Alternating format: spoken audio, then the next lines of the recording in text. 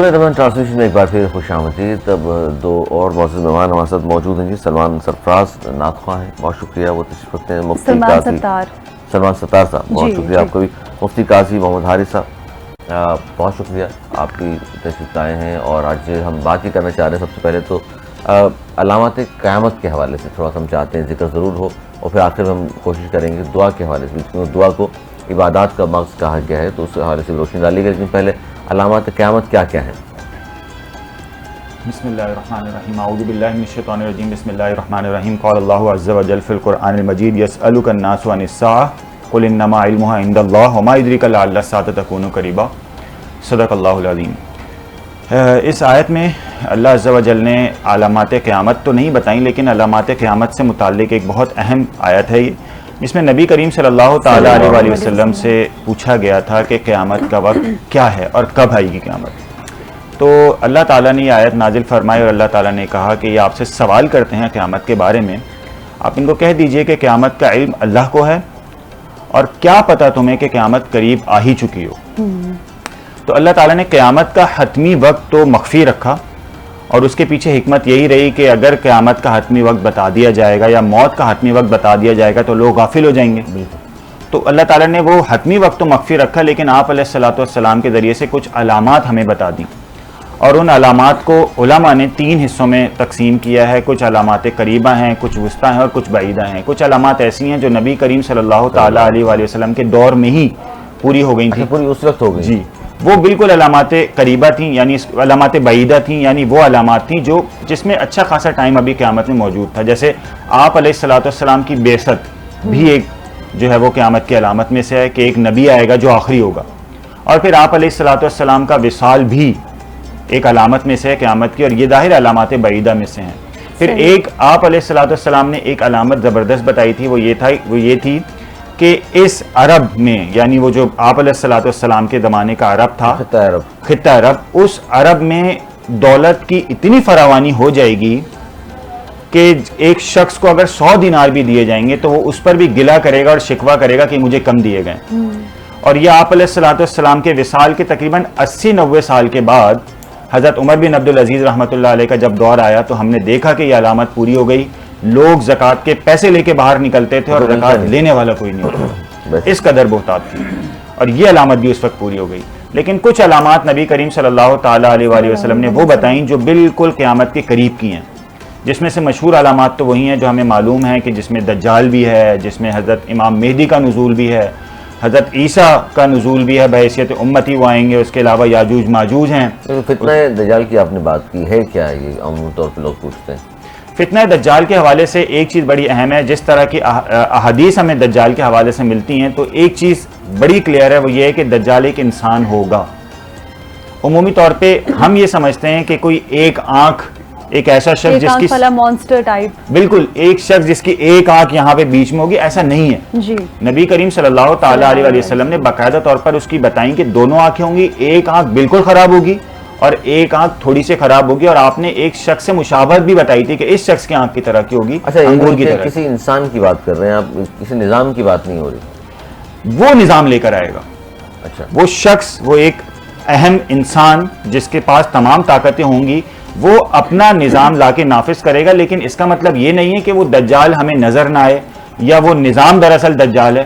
آپ علیہ السلام نے کلیئرلی بتایا کہ قیامت تک تقریباً 70 کے قریب دجال آئیں گے, اور ایک تعداد ان کی 70 کے قریب ہے, اور یہ چھوٹے ہوں گے, لیکن ان میں جو آخری والا ہوگا وہ سب سے بڑا دجال ہوگا. اور وہ دجال اصل میں نکلا ہے دجل سے, جھوٹ, مکر و فریب. اور وہ شخص جو سب سے آخر میں آئے گا جس کے پاس تمام طاقتیں ہوں گی, احادیث میں یہ تک بتایا گیا کہ کون کون سی طاقتیں اس کے پاس ہوں گی, حلیہ تک بتایا گیا.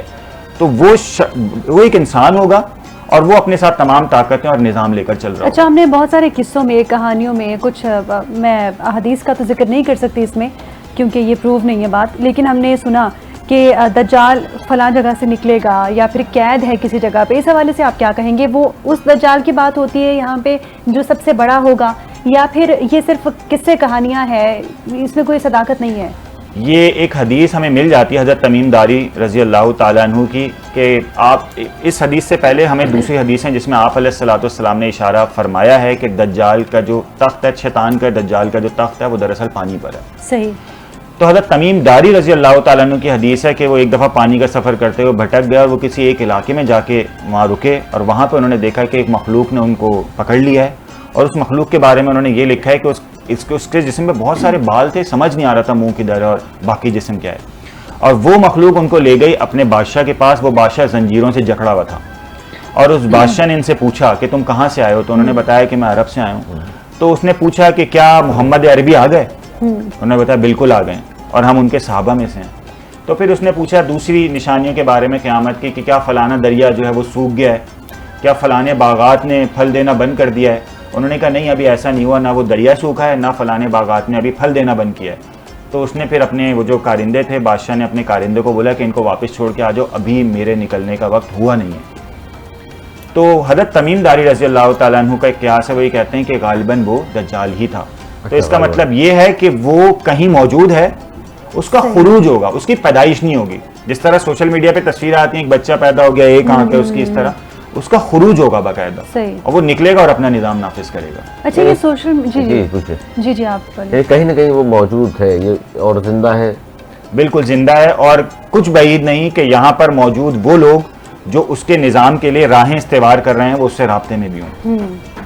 اچھا یہ جو ایلومیناٹی کے بارے میں آپ اویئر ہوں گے بخوبی, ایلومیناٹی کیا یہ اس کا دجال سے کوئی لنک آپ سمجھتے ہیں ہو سکتا ہے؟ کیونکہ آج کل یہ ٹرینڈ بہت فالو کر رہا ہے.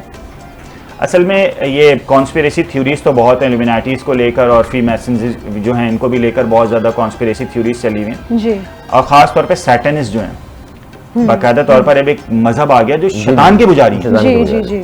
میں بظاہر میرے پاس تو کوئی ایویڈنسز یا کوئی ایسے ثبوت نہیں ہے کہ جس کے بارے میں کہہ سکوں, لیکن جس راستے پہ یہ لوگوں کو لے کر جا رہے ہیں اس میں باقاعدہ طور پر ایک ایسی مطلب ایک ایسا سسٹم اور ایک ایسا نظام باقاعدہ طور پر اپلائی کرنا آسان ہو جائے گا جب ایک پیچھے گراؤنڈ لیول پہ چیزیں تیار ہو چکی ہوں گی.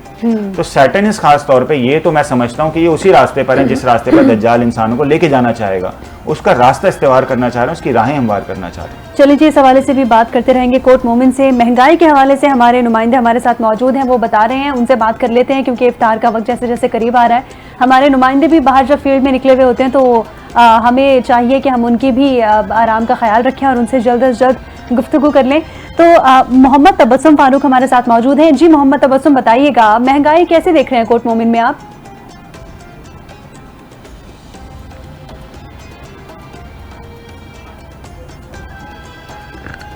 اچھا جی, رابطہ نہیں ہو سکا اور دوبارہ ہم آئیں گے مفتی صاحب کی جانب. قاضی محمد حارث صاحب موجود اور بات کریں دجال نظام کی, یا وہ کہاں موجود ہے. وہ کہتے ہیں جی آج بھی موجود ہے کہیں نہ کہیں, اور اس کا خروج ہوگا. آپ کہہ رہے ہیں کہ پیدائش والی بات نہیں, جس طرح سوشل میڈیا پر عموماً تصاویر آ رہی ہوتی ہیں بچوں کی کہ جی ایک آنکھ ہے, شاید یہ پیدائش ہو چکی ہے اس کی اور ایک نظام آئے گا. تو یہ ظاہر علامت قیامت کی ہم بات کر رہے ہیں, اور قیامت کے نزدیک ان تمام چیزوں کو ظاہر ہونا ہے. تو کون کون چیزیں ہیں جو اب آپ کو لگتا ہے کہ یہ چیزیں صرف رہ گئی ہیں اور وہ بھی ہو سکتا ہے یعنی قریب ظاہر ہو جائے؟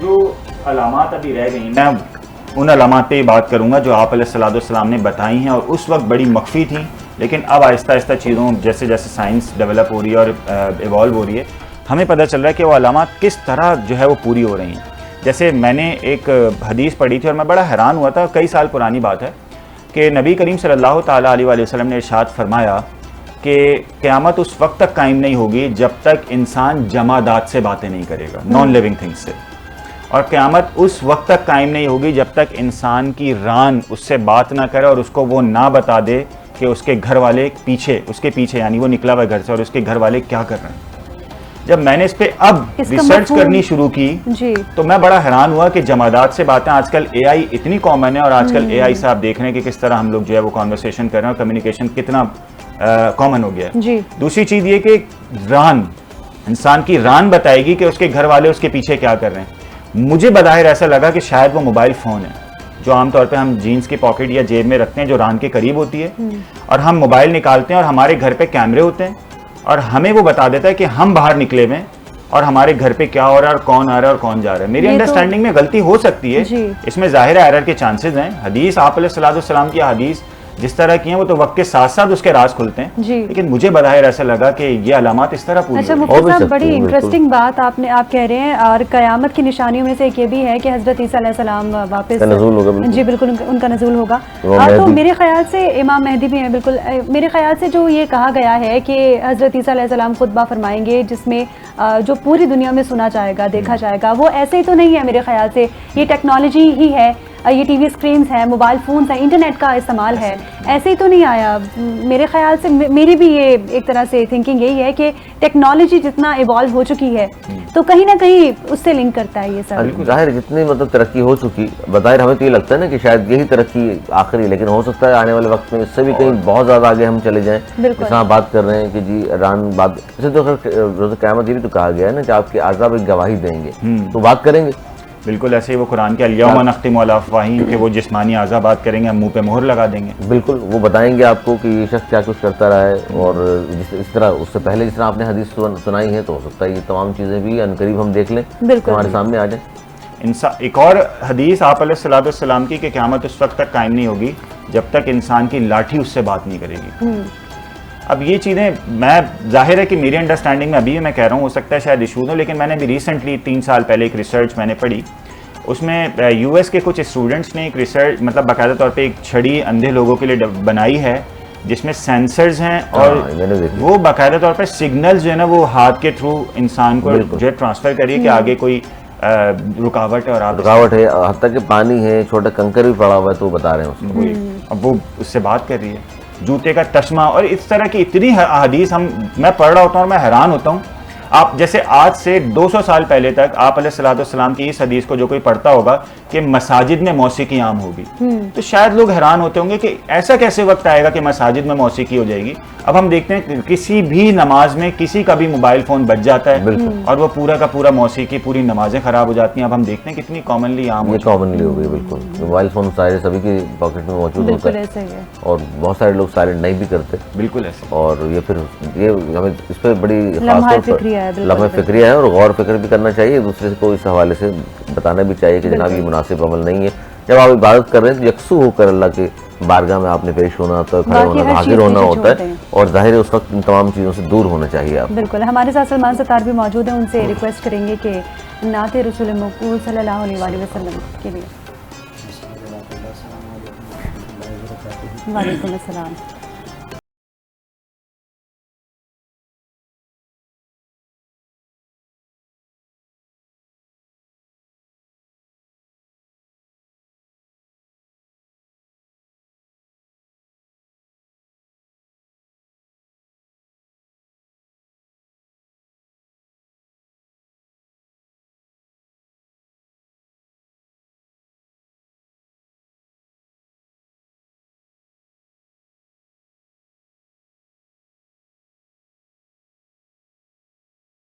اللہ اکبر اللہ اکبر, تیرے حرم کی کیا بات مولا,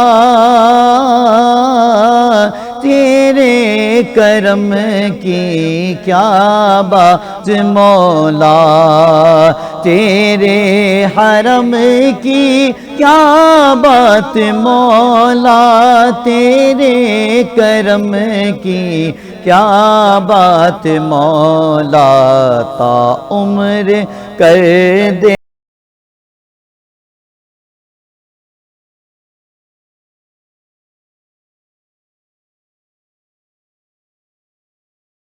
اللہ اکبر اللہ اکبر.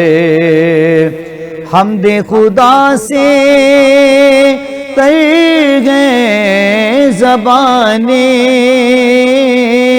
کانوں میں رس گھولتی ہیں اذانیں.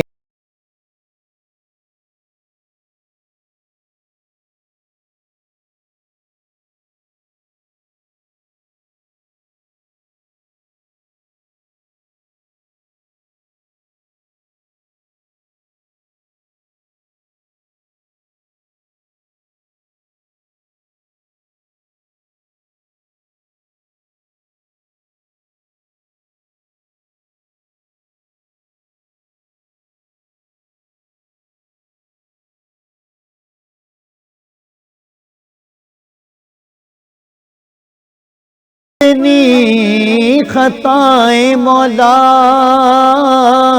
اشکوں میں ڈھلنے لگی التجائیں، یاد آ گئی جب اپنی خطائیں اشکوں میں ڈھلنے لگی التجائیں، میں رویا غلاف کعبہ پکڑ کر، رویا غلاف کعبہ پکڑ کر، اللہ اکبر اللہ اکبر اللہ اکبر۔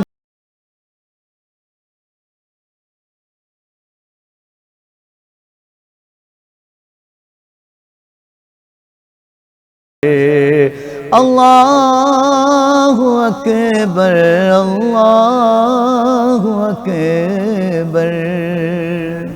بہت شکریہ سبحان سلمان اللہ، ستار، بہت ہی سبحان خوبصورت اللہ، آواز میں ماشاء آپ نے اللہ، نعت بہت پڑھی۔ زبردست۔ ناظرین حاضر ہوں گے ایک چھوٹے سے بریک کے بعد، ہمارے ساتھ رہیے۔